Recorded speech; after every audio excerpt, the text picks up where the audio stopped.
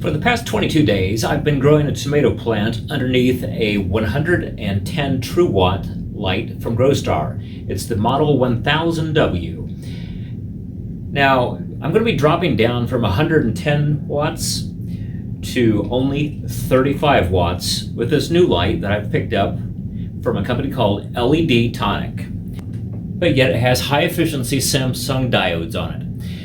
So the question is going to be, how much energy can I save?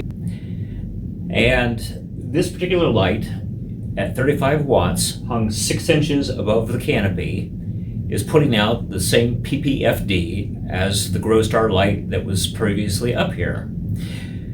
Now, the 110 watts compared to the 35 watts does mean a reduced footprint in terms of the coverage, but since the plant is not spread out, it should not be a big issue at this point in time.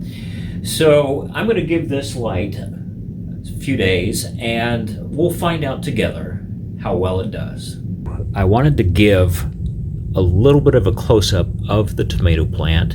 You can see that under the prior light there's a little bit of discoloration on the leaves and a little bit of stretch, and so now we will get to see a little bit of how it performs under the alternative Q2. So here we are 5 days after I put this LED.TONIC 35 watt light over this tomato plant.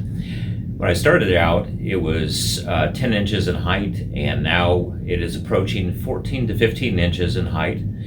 And during the weekend, when I was not observing the tomato plant, it actually has grown up to within about a couple inches of this light.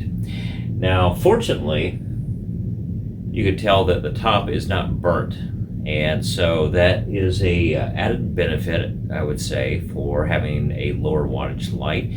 It does seem to be growing very robustly, and so far I've been quite pleased with the response to the light from this particular plant.